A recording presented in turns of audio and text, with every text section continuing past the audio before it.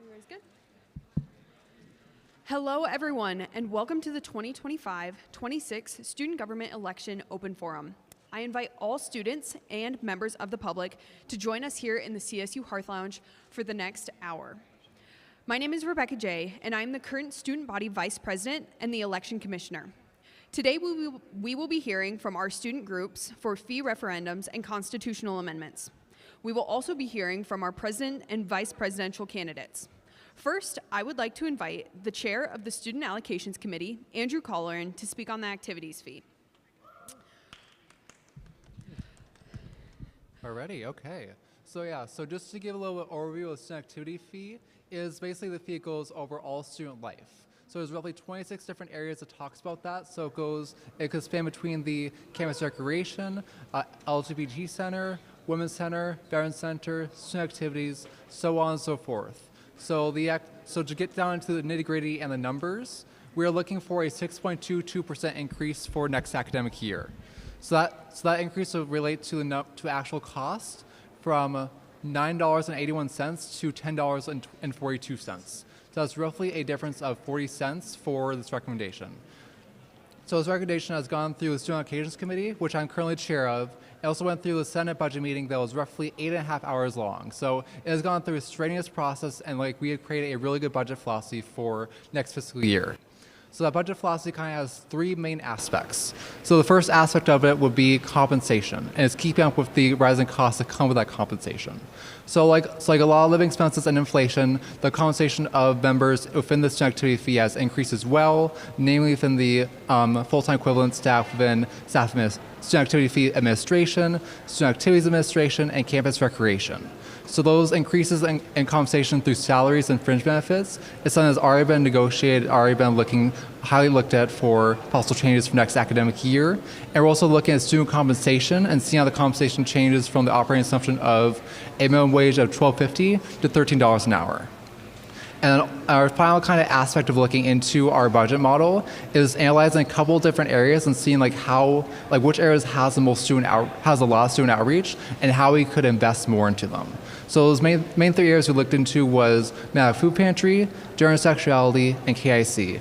We were able to give them a substantial change to make sure they're able to have the resources to help out the student body and create a really big impact for students, while we also consider the impact of your dollar and how much is in your pocket. So with that, so to review, we're looking for a 6.22% increase, which would create a fee per credit of $10.42. If you're curious about anything or want to know anything, and all that fun stuff, I'm open for questions.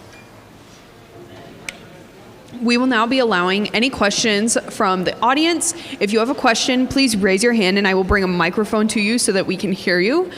If not, we will continue, but I'll give about another 10 seconds for anyone to come up with any questions.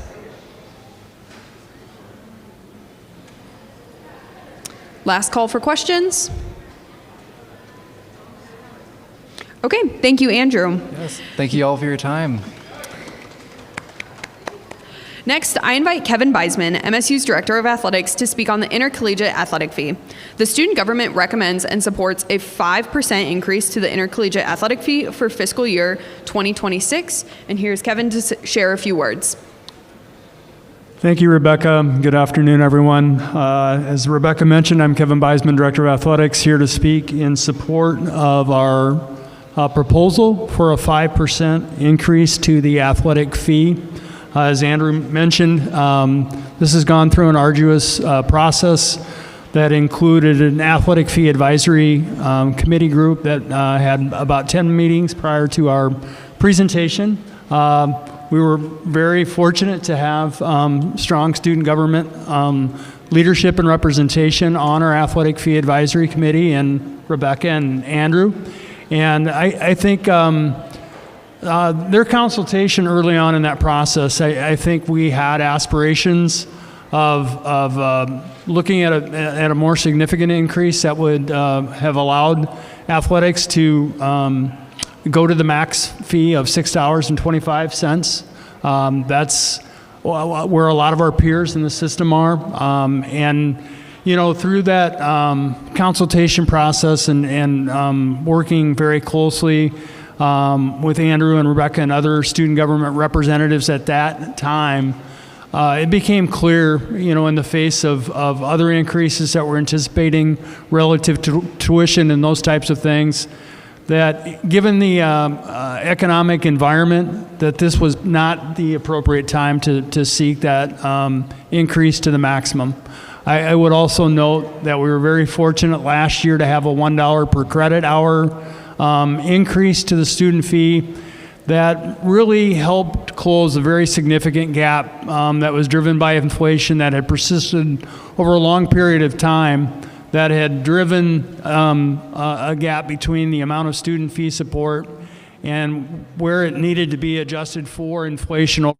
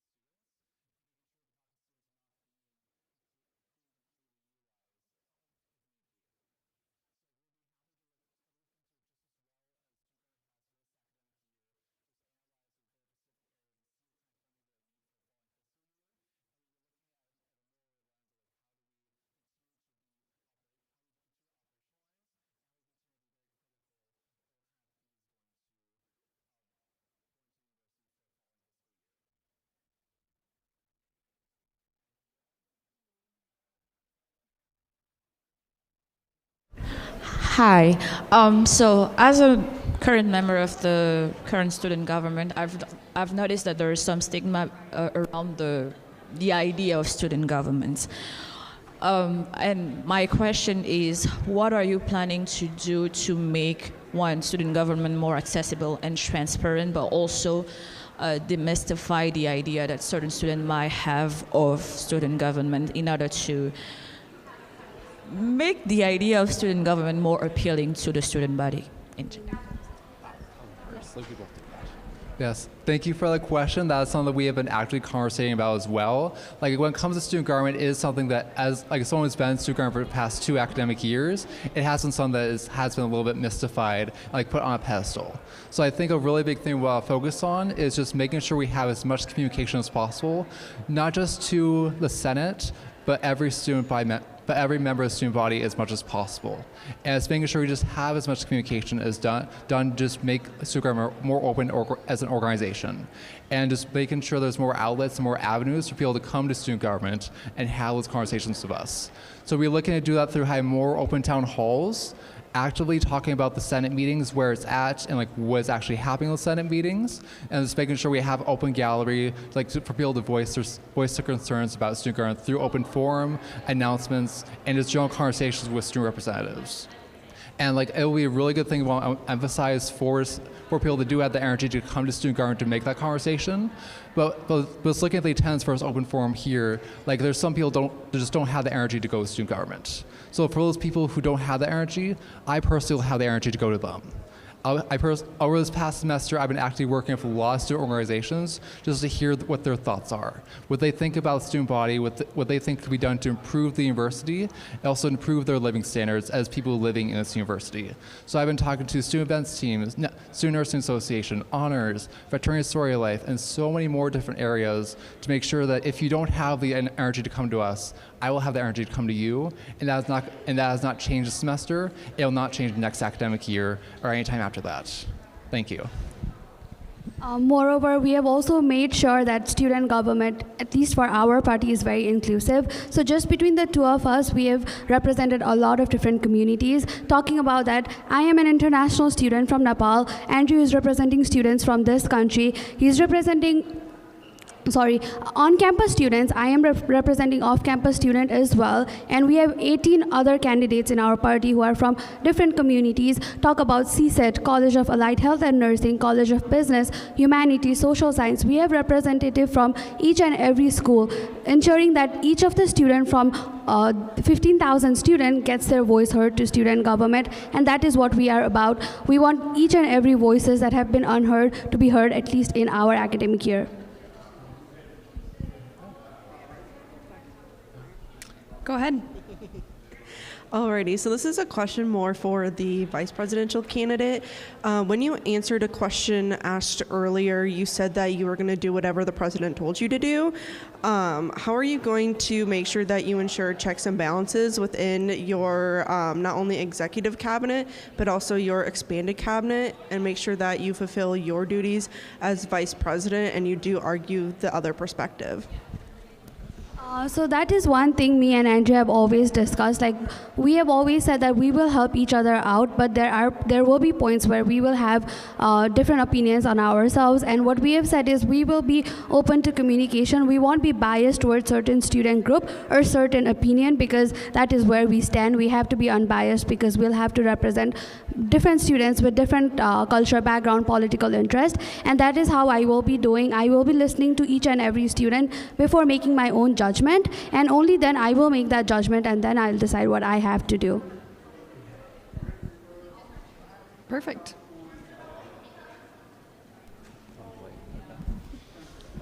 The student government president has the veto power. There are a lot of resolutions in the last 10 months, a lot of fee increases in the last few weeks. Is there anything, looking back in the last 10 months, if you had the veto power, and you will soon enough, would you have vetoed? Because the existing student government president never exercised his veto, I don't think. So he was either afraid to exercise it, or he just thought everything was cool.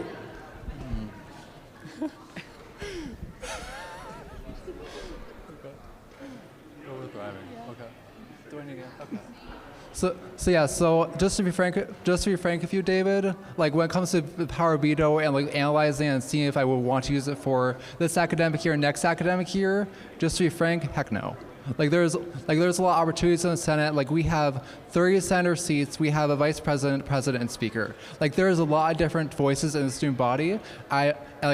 If I were to become president for next academic year, I would not be using that power. Like I would rather be using the power of the representation from students and the voices and perspectives and the walks of life that they have shown through decisions through Senate. I will be happy to trust them and give them the resources to make their own decisions and to make that work on their end. I will respect that decision, whether I have power to veto or not.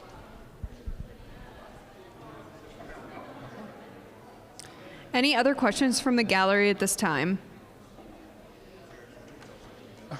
Okay, I will go into, go ahead. This is a question for the elections commissioner. Is there an opportunity to ask questions at the end once you're done asking questions? Absolutely. Awesome, thank you. Yep. Okay, I'll start on some of my questions. So, can you tell voters about the platforms you are running under and why you chose those as your priorities?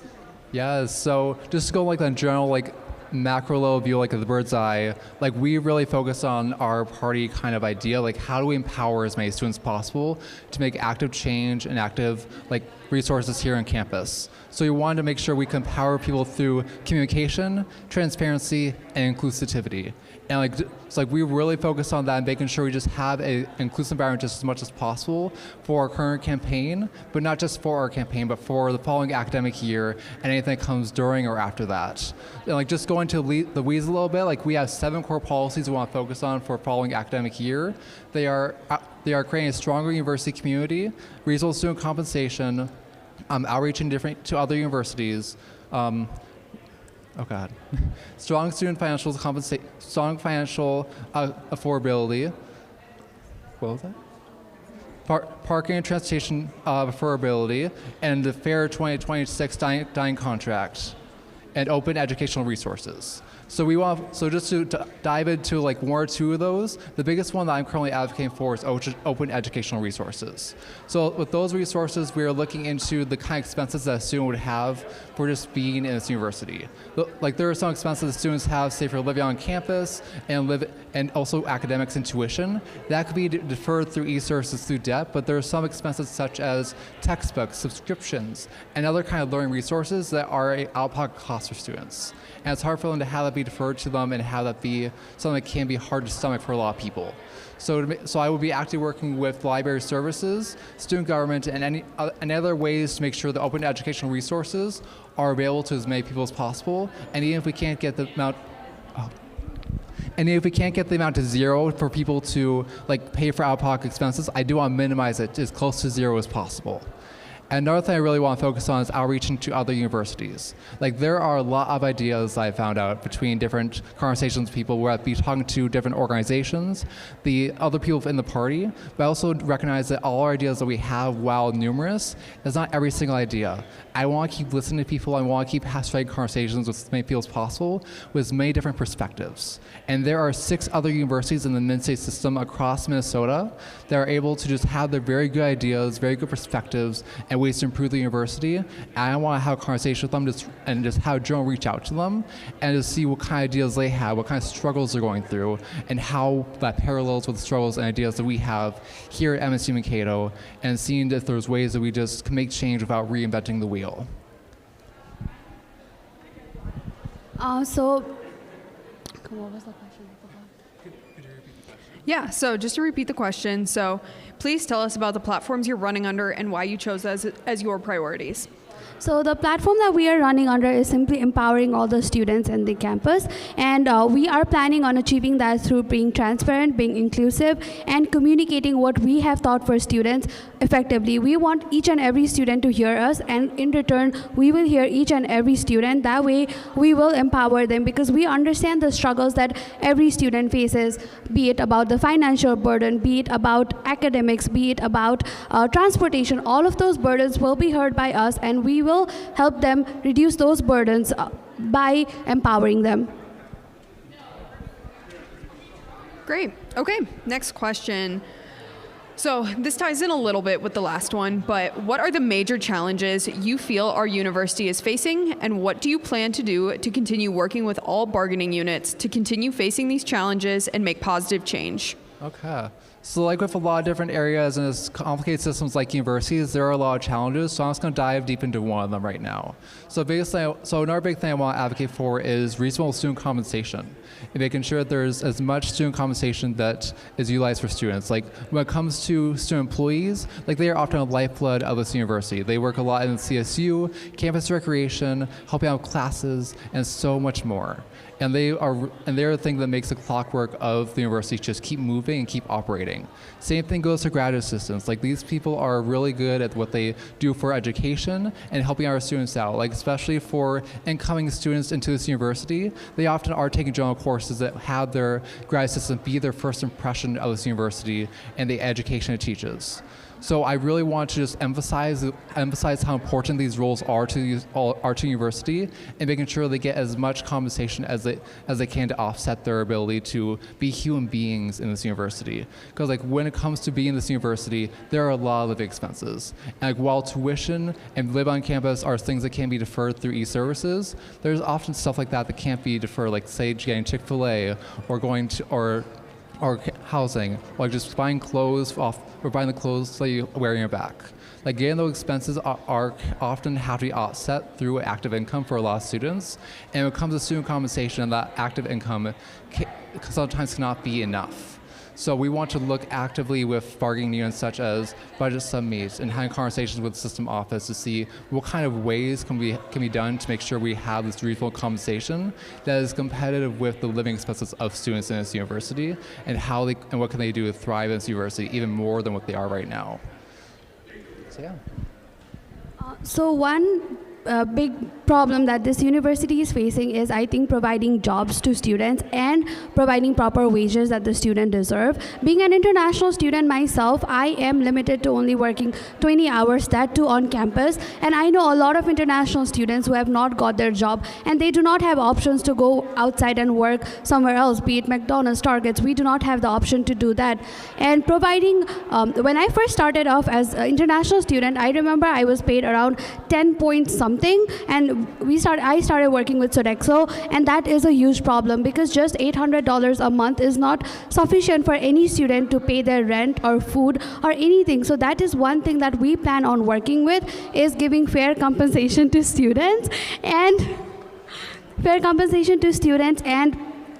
we also want to ensure that each and every student gets proper job opportunities in this college, because we do understand that students have to work and study at the same time. And we are planning on talking with various offices such as international offices dealing with the financial service as well, to ensure that each and every student gets paid for what they deserve.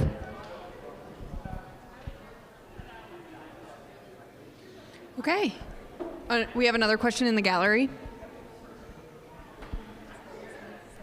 For context, Sodexo has committed to meet the university's minimum wage, and I want to thank Sodexo for working with us on that.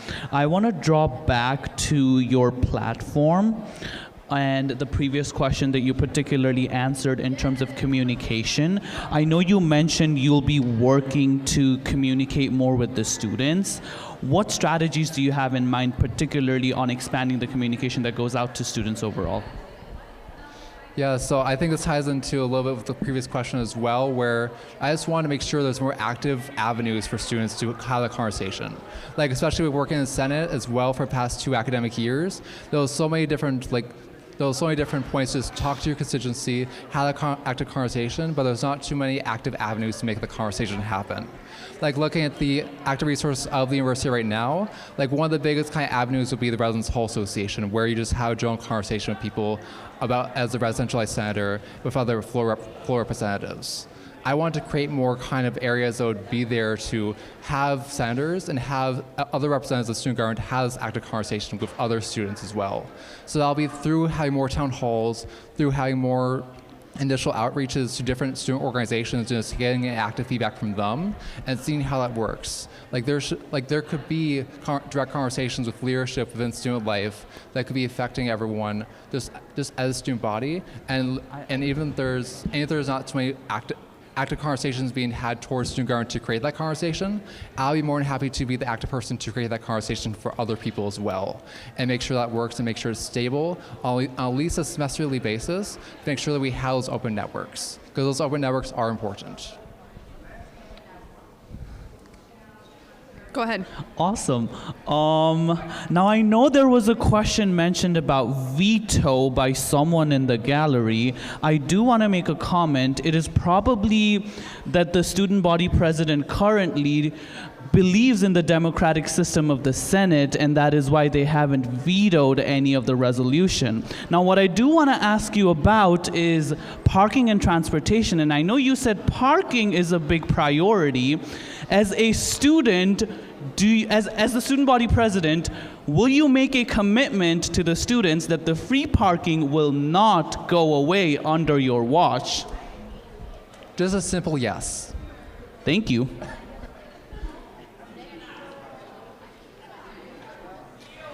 Any other questions from the gallery at this time? Oh, wait. Okay, we will keep moving. So, we have students from all over the world, from all walks of life, with all different political and religious beliefs. How do you plan to work with all students and make decisions that could affect all students?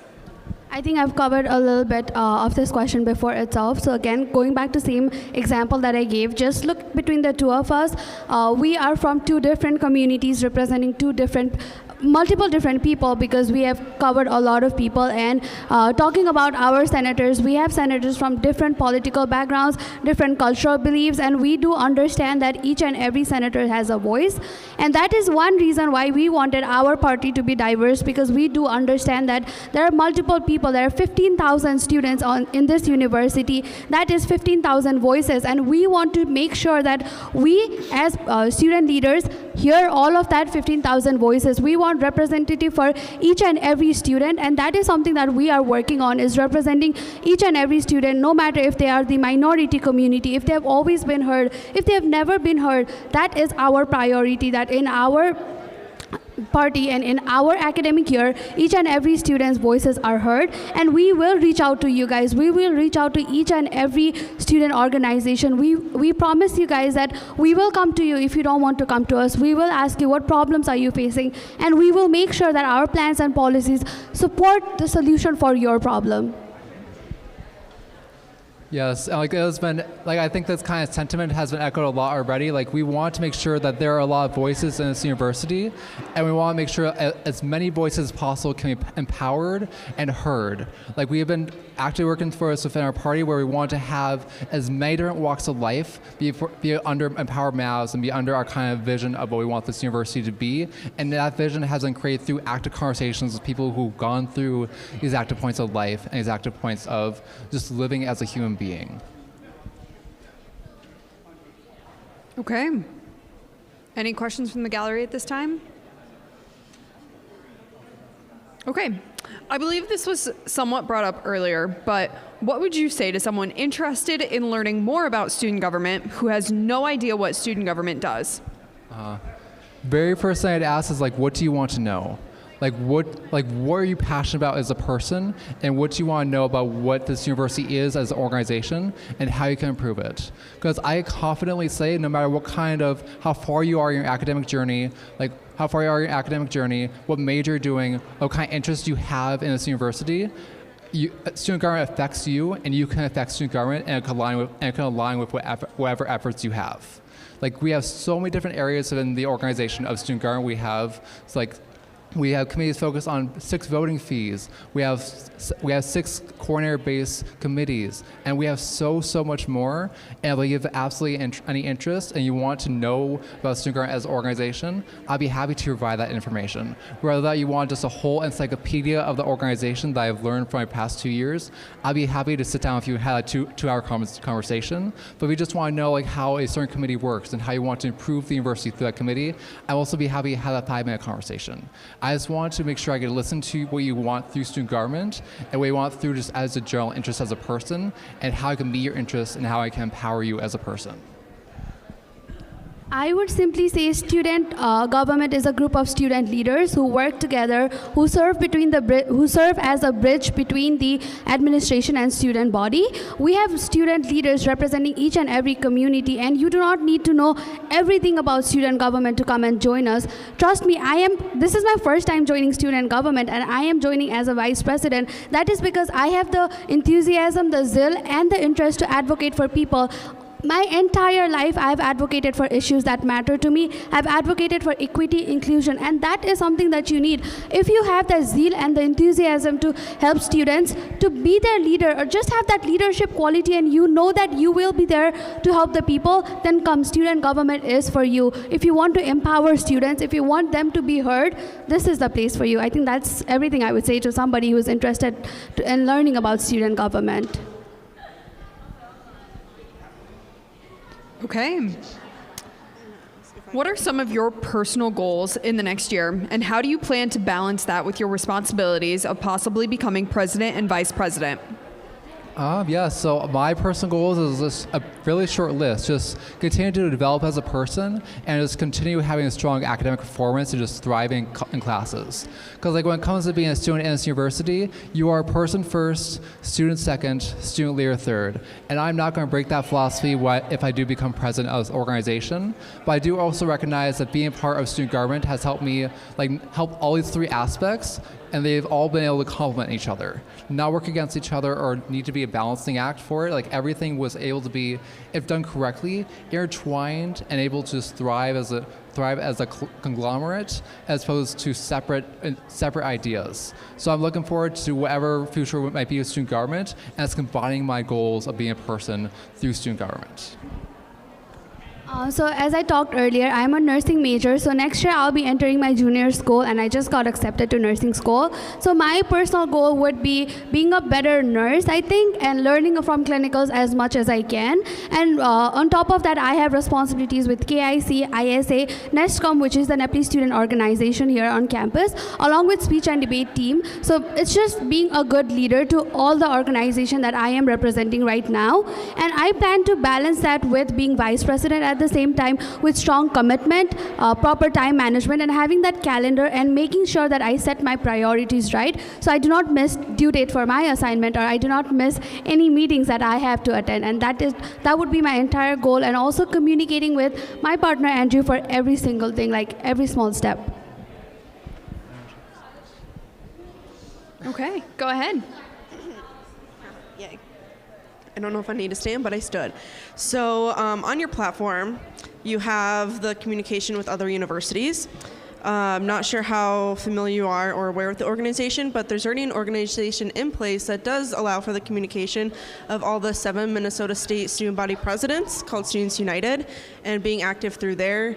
It seems like every other part of your platform is very committed, very focused on this university, and as it should. But there's already that avenue of communication, and as someone who has been a part of that organization for 3 to 4 years, it's super hard to get all of them together even for one meeting once a month. If you want to go above and beyond that, how are you going to do that and coordinate with 6 other people who have 1,000 other things plus doing their student body president stuff when that platform already exists? Thank you for the question. So I actually do know what Students United is. I've been active in the conferences for the past 2 academic years as well, and it's something that I am very much aspire to be interacting with student government for next academic year as well. I think when it comes to reaching out to other universities, the conversation with Students United is very important and they're very valuable, but often it's not everything that happens with being a student government president, and it's not often all comprehensive as we were looking to, because when it comes to Students United, it's actually looking towards sharing interests to the state and federal level as opposed to our interests on the university level. So when it comes to your question of having a when it comes to your question of coordinating with 6 different universities, I honestly don't plan to do that. I do recognize that as someone who works with an executive team for Residence Hall Association right now, it's hard to get a meeting with just 7 people. who are just relatively busy, much less 6 people who are tremendously busy. So to respond to that, I want to have a direct conversation with presidents and just have that conversation of, okay, you're president from Bemidji, what is your schedule? What is my schedule? What works for you? So we have a 1-hour conversation at least to discuss what parallels happening within our universities to improve the organization. And so instead of like a roundtable discussion, we'll just be having one-on-one discussion on how that works. I'm not just going to have it with the Bemidji president, but also the 5 other university presidents in the Mid-State system, just to have that direct personal conversation to make sure that works for everyone. I have a two-sided question. Does the presidential candidate intend on being the official representative of the Students United? That is not set in stone yet, but that was my initial plan. My second question, I know you mentioned affordability as one of your top priorities. Is tuition fees something that will be proposed by Mankato delegation to Students United next year? Could you rephrase that question? I know you mentioned affordability as one of your top platforms for your campaign. Is tuition freeze a motion that Mankato delegation would put forward to Students United next year? Okay. Thank you for the question. Yes, it's something that we'd be actively advocating for, especially through the platform of Students United. Like Students United is an organization that has very active interests and has a very active play in the role of the state and federal level. And like looking at the state level of a tuition freeze, I think would be amazing. And when it comes to student affordability, just on the state level, we also have other priorities. Like we want to look at the stability of Pell Grants, North Star Promise, and emergency grants, and making sure that those are protected, and those stuff that are the stuff that we are experiencing as students for this academic year, next academic year, and any other academic year in perpetuity. Do you have any thoughts?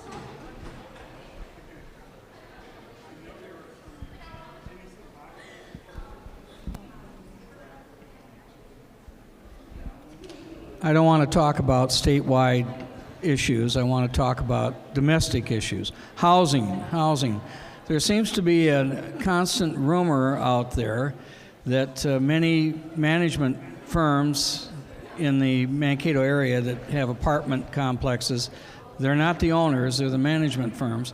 They don't seem to give everybody their security deposit back, even though there doesn't seem to be a lot of damage to the apartment complexes.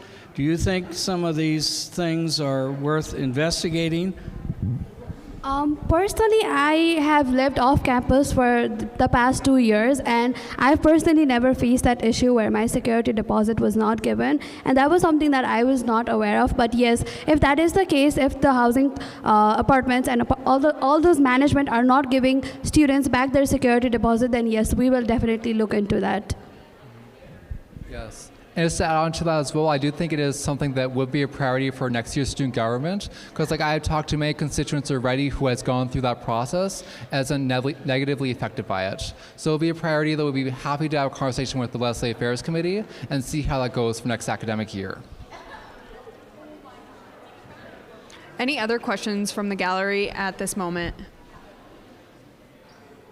Okay, I will continue. Student government is a major time commitment. How do you plan to balance that with all of your other responsibilities on and off campus? I know you've both touched on this, but do you have specific ways? This was one of the questions Rosha and I were asked last year. Do you use a Google Calendar, an Outlook calendar, a physical calendar? What are some of those resources that you use and can maybe help share with your senators to help them balance their time commitments as well next year? Okay. Absolutely. And before I do answer that question, I do just want to give more context on what I'm doing right now on my end. I'm a very busy person right now, and it's through these kind of tactics I've already been using, I feel like I'm thriving. And just look at what I'm doing right now. I'm a 2-time residentialized senator. I'm the academic affairs coordinator, CSU board vice chair, athletic advisory commission member, park and transportation commission member, PR marketing committee member, budget subcommittee member, planning subcommittee member, constitutional commission member, and being a confirmed team member. And that is just in the realm of student government. On top of that, I'm also the secretary for 2 different recognized student organizations and the president of Residence Hall Association. I am busy, I'm going through a lot, and yet I'm still thriving. Yeah, I think I'm still doing great. And yeah, I still think I'm able to actively be part of everything I'm currently committed in. I'm able to withstand and continue those commitments. And I've been doing that through having Microsoft Outlook Calendar being one of my best friends. Like I've been able to have so many of my communications be automated, have my calendar be set in stone a week before everything happens, making sure that I'm able to rely on these resources that I've been doing really good at, and just being very conscious of my time. Because like sadly, I will not be working 24 hours a day.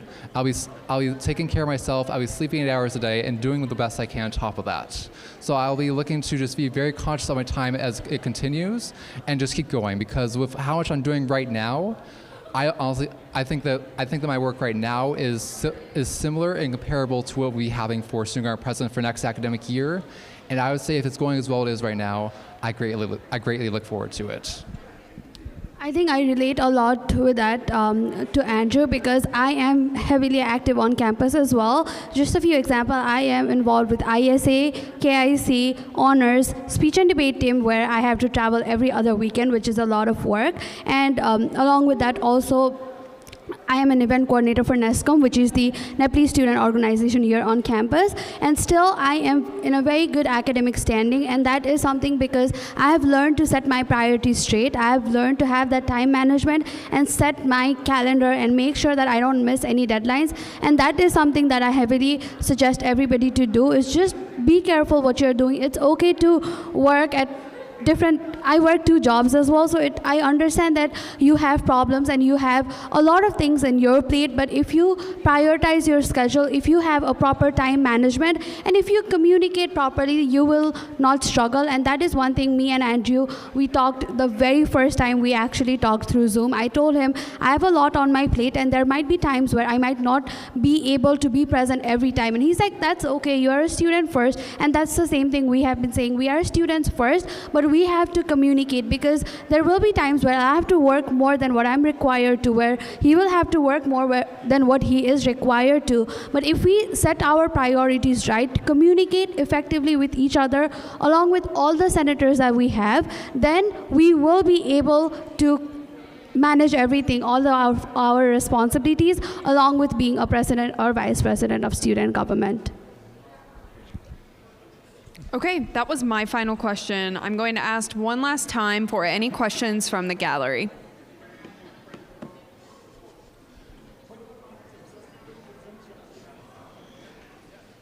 Last question before I turn it off to Roshit. Since, Andrew, you are currently in student government, and you've worked with the current president, vice president, speaker, and other coordinators, what are you going to take from this year's cabinet and apply to your cabinet, like any lessons or anything that you've been taught? And what things would you not want to take? That was a very big question. I don't know if I have a big answer just off the top of my head, but I think the biggest thing I learned from like leadership in student government is just having as much communication as possible. And it's making sure when it comes to things that change in this university, like student government is the organization that has the main stage of the student senate, but there's so much happening behind that stage, and so many new developments are happening. So I think it's just really, really important to just over communicate. And like even if you think that there's changes that people already know through operating assumption, challenge that operating assumption. Make sure you have as much communication as possible. Make sure everyone is in a loop, and make sure they have the resources. Make sure they're in the loop, and making sure that they don't fall through the cracks. Because it'll be really great to just have a Senate that is very empowered and know what's happening, and feels like they're able to be part of the student government for next academic year and whatever things they want to do in the future. Go ahead. Okay, final question. As an international student representing international students, with everything that's happened in the past couple of days, how would you go about navigating crisis and challenges that come up during your administration? Yes, being international student right now, it's not easy. I am as scared as every international student out there, and I do understand the problem that they are facing right now. But the current student government has heavily worked with KIC. They have organized various different sessions like Know Your Rights, and that is something we have received in our email. So we plan on doing the same. We plan on talking with KIC. We plan on representing each student. And KIC has also talked with the law firm, and we will associate ourselves with that, and we will be there for each and every student. Because for international students, we do not have our families here. We do not have our parents taking care of us, and we are ready to be that for you. We are ready to stand with you guys, and the university has shown its support. From the very first day, university has always said us that they will stand together with us, and they have been doing that ever since I got here. The first day I got here, be it through orientation, having a peer mentor, teaching me every single stuff. That is something international office has always done, and that is something that I plan on doing as well, is making sure that I hear each and every international student's voice and work with various different offices, and also work with the university to talk with government officials about what is the case, why are students being detained at this point, and just be there for the students and provide them the support that they deserve. Yeah, and to recenter the scope into just general crisis management, I think the biggest thing I want to emphasize for the student body is that you are not alone. When it comes to being a student here, like, this is a really strong community, and like, I look forward to making this community even stronger than what it is right now. Just make sure that we're supported as people and we're supported as students. And when it comes to managing crises as president, vice president, I think both of us also recognize that we're not alone. There are many people in the Senate through 30 other Senate seats, and people within our party right now who are very strong and competent people. And we want to make sure that we're able to have this crisis management be something that we want to make a collaborative effort to do together and do together as a student body. Because I hope there won't be any crisis in the future, but if there is, I want us to tackle it down together. Thank you so much. Any other final questions from the gallery? Okay, everyone please give a warm round of applause for our candidates. Thank you.